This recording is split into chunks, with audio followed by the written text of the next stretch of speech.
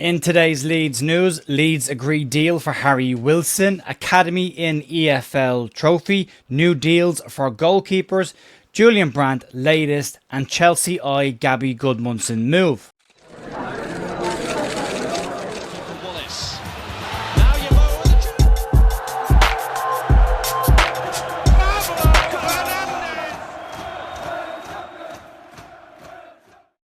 Morning folks, welcome to the Leeds View on Wednesday the 24th of June with your Leeds United news. No chance to do a dry run this morning because there is breaking news coming out about the Harry Wilkson situation, which will start off today's news with. Also, just a quick note for those who were asking the other night, we did talk about Sam Greenwood in the podcast on Monday. It does look like he's now returning to England and will be joining up with Bristol City after they had a bid for him accepted. But it's a good news day in terms of deals being done and contracts apparently all being agreed.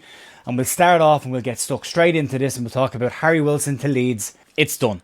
It's been agreed. A year after the deal fell through at the 7 p.m. deadline on deadline day, Leeds United and Harry Wilkson are believed to have come to an agreement on a deal for the Welsh winger to join the club. David Ornstein in The Athletic literally just now has broken the story that Leeds United have reached an agreement with Harry Wilkson over a move to the club, which he will join on the expiration of his contract at Fulham, which is on the 1st of July. And anybody saying that all of this was already done before and that Leeds were holding on to this information until the 1st of July, not credible information, because Leeds can announce this whenever they want it, because that line is important following the expiration of his contract at Fulham. So there is that. 29-year-old, according to Ornstein, will sign a long-term agreement at the club and will be in line for a significant pay rise from what he was on at Fulham last season. Medical is due to be completed in due course. At this moment in time, it hasn't happened yet, and it's not happening right now either. It will happen in due course. Any, again, reports about that happening earlier aren't accurate. The thing with this is Harry Wilkson has felt like a priority signing for Leeds United all summer already.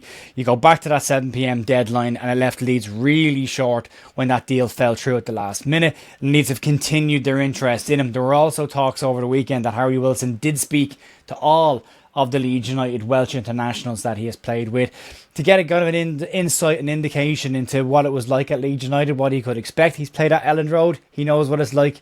So all of that seems to have worked in Leeds United's favour, but as I say, Leeds were moving aggressively this summer to try and get this deal over the line, and he will become Leeds United's first signing of this summer's transfer window. We're getting a proven Premier League quality player who is in the peak years of his career with 69 international caps and 17 goal contributions in the Premier League for Fulham last season. Baron Cross last week described this situation as Leeds being desperate to try and get this deal done, and they have now gotten it done. There is no more credible source when it comes to transfer stories than David Ornstein, who has said the deal is agreed, no medical done yet, will happen, no issues expected, and if all goes well, Harry Wilkson will be a Leeds United player coming into next season. That is all expected to be done and dusted, wrapped up in a neat bow in the next couple of days as well. So as far as that deal done, it's done.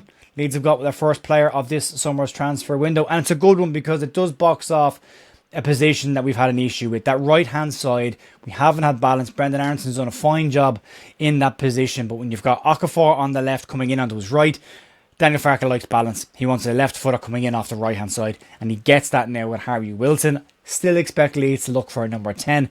We got some information on that as well today, but we'll move on for now. And positive start to the day, let's put it that way. Let's move on. Leeds United under-21s will once again participate in the EFL Trophy for the upcoming season.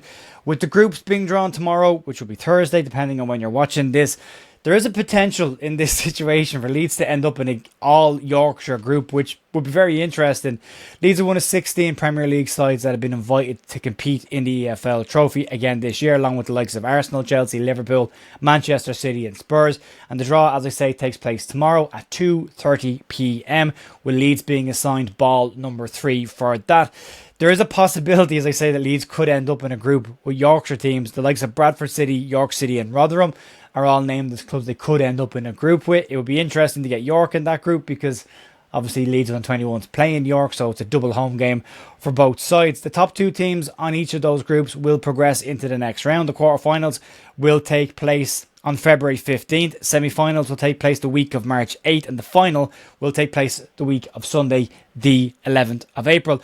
The lads will be hoping for a slightly better showing than last season after finishing bottom of their group and not winning a game. They lost all 3 games to the likes of Fleetwood Town, Port Vale and Accrington Stanley. But the most important part of this entire tournament is the minutes on the park, and the competition is a great opportunity for them to flex their footballing muscles against senior men's sides, and it's massively important in their development, especially for the players that can't get out on loan and get that time on the pitch. We'll see how they get on in this year's competition, and as per usual, we will cover the under-21s again on our streams over on bigup.com over the course of the next season. Let's move on. All good news coming out of Leeds right now. At the moment, it's a very strange day, but I'm really enjoying this. There are some updates on the goalkeeping situation in the last 24 hours. The first one to box off that appears to be done and dusted is Alex Cairns. Reports coming out over the last 24 hours suggest that Alex Cairns and Leeds United have agreed a verbal deal at the moment, or verbally agreed a deal on a 2-year contract that will keep Alex Cairns at the club as the third choice option for Leeds. Cairns is very highly thought of at the club. He ticks the box from a homegrown player perspective as well. And he boxes off and adds some stability to that third choice goalkeeping position that needs to be just sorted out. Leeds don't need all of their goalkeepers potentially looking at moves this summer. A bit of stability in that position will be needed. That's that one boxed off. Good news also apparently coming on the Carl Darlow front as well. It now appears that Leeds United and Carl Darlow are close to agreeing a new 2-year deal for the Welsh number 1 to stay at their club. Leeds and Darlow are said to have held productive and meaningful talks over the last week, and according to the Daily Mail, Carl Darlow is set to sign a new 2-year deal at Leeds United, which will keep him at the club. Manchester United's interest is said to have already gone elsewhere, so it looks like he will be locked down to a new deal at the football club. It's good news that it's sorted. It just settles 2 of the 3 goalkeeping positions as we know them right now. We will see what happens with Lucas Perry. Darlow was excellent for the club last season. It's great to get that one locked down, and at least, again, as I say, stability in that position is important. Lucas Perry is the only other question mark when it comes to that position right now, and this one will completely depend on whether offers come in for Lucas Perry and whether he himself is interested in a move away from the club. We know an offer came in from around about £11 million in January. Leeds obviously spent $15 million on him. If he does go, if he wants to leave Leeds, Leeds will want to recoup as much of that money as they possibly can to reinvest in another goalkeeper. But if no offer comes in and he's not keen on the move, then let's stay at Leeds for a little bit longer at least. So another contract situation boxed off with Carl Darlow. On the out of contract players, Sam Byram is the only one left to sort out, and then we have to talk and cover the ground on the 1 year left, the Pascal Strokes, the Brendan Aronson, the Ilya Grooves and the Joel Pirous, and seeing what their situation actually ends up being. Some of them will move away from the club, we expect that, but interesting to see what happens nonetheless. Right, so an update on the Julian Brandt situation then as well, but according to reports over the last 24 hours, Leeds United have fallen behind in the pecking order to sign Julian Brandt. But there are some conflicting reports on this. Sports Mole claim that Leeds United have fallen behind the likes of Atletico Madrid in trying to sign Julian Brandt, with the attacker firmly keen on a move to the La Liga side, which, to be honest, isn't a massive surprise for anybody and not something that anyone's going to get upset about. This was always going to be an aspirational move at best. Now, however, there is another report that will add to this. Now, the first report says Leeds will find it hard to win the race in this situation. However, a report from Italian journalist Matteo Moretto claims that Atleti are expected to reach an agreement with Bayer Leverkusen attacker Alejandro Grimaldo, and that may impact their decision on Julian Brandt. Now, Grimaldo is primarily a left-sided player. He's a left footer, but they may be looking for someone on the right-hand side again to cut in onto that left foot position. He can operate anywhere across that front 3 positions, so he does offer them flexibility, and he can play as a 10 as well. All of those positions are areas that Julian Brandt can also operate. AS Roma are also still mentioned as being heavily interested in him. His agent is Italian. That might help them in that situation. So it won't be any shock if we don't get Julian Brandt. As I said the other night, it does feel like an ambitious move over any kind of realistic possibility for the club, but it would be a really good signing for Leeds to get done.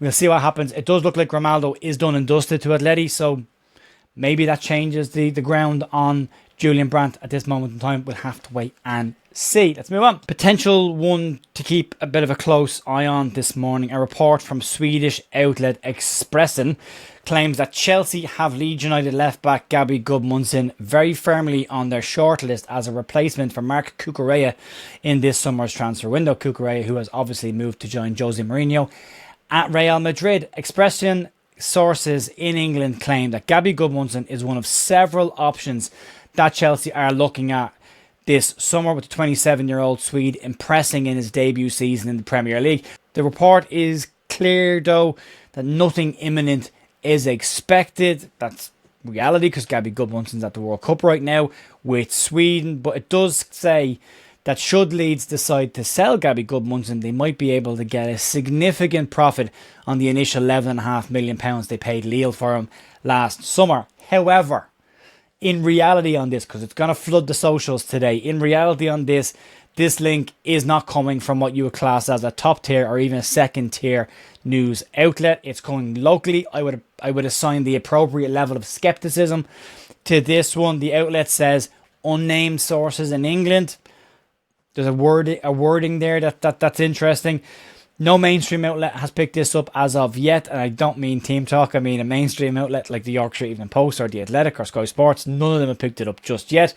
And Leeds don't have an abundance of left footers as it is right now. We've struggled with left backs in the past couple of seasons as well. So why Leeds would be willing to let their success story in that left back position go away so early would surprise me. I can't see it happening. I think if Leeds did let him go, it would be for some serious cash. He's the perfect age for Leeds. He's got a very strong season under his belt at the club, and he's having a, well, fingers crossed, he has a decent back end of his World Cup as well and comes back to Leeds in good stead. So yeah, it's out there. It's an interesting story, but for me personally, not a huge amount in it right now. Anyway, and again, just going back to the Harry Wilson stuff to kind of box it off today. Top and tail this video with Harry Wilson. It was really interesting because there was talk over the last couple of days that Leeds had those chats with Harry Wilson, or at least the Welsh lads had those chats with Harry Wilson and were selling the club to him, and there was positive talk held all week, and there was a question mark around the dates and had he come into the club already? Was he here last week? We've talked about this at length over the last couple of weeks, but if you look at David Ornstein's report today, it doesn't appear that Harry Wilson was even in Leeds at all. His representatives have been doing the work on that, and when he gets back from his holidays, which he was rumoured to be on for the last couple of days, then he's expected to do his medical. But as of right now, we'll see if that changes. The 1st of July date was always interesting because a lot of people have grabbed onto that and said, well, Leeds will have got the work done his medical, had the media work done and release it all on the 1st of July, which didn't make a huge amount of sense. And the reason it didn't make sense was if you go back 12 months ago, Leeds announced Lucas Mecha 2 or 3 weeks before his contract expired in Elland Road in his gear. Wolverhampton Wanderers also announced Kieran Trippier 2 weeks ago. His contract doesn't expire again until the end of the month, so it can be done, and it has been done in this situation as well. The fact that Leeds have announced the deal. The long-term deal is interesting. You would imagine 3 to 4 years, or 3 years with an option of a fourth on it. The pay rise is interesting as well. He will be an important player for Leeds United next season, and it will be now interesting to see what Leeds United do with Brendan Aronson, because you would imagine Harry Wilson will be in that slot on the right hand side behind Dominic Calvert-Lewin to balance it out with Noah Okafor. If Leeds are looking for another number 10 as well, then that makes that situation even more interesting as well. So yeah, it's an exciting summer. Genuinely, it is an exciting summer. I'm really happy with this deal. I think it's a very solid deal. I'm glad they've got it done nice and early as well. And hopefully we'll see him in a Leeds United shirt pretty soon. Right, folks, that'll be it for me today. I'll talk to you soon. Enjoy the rest of your day. Mind yourself, and I'll see you later.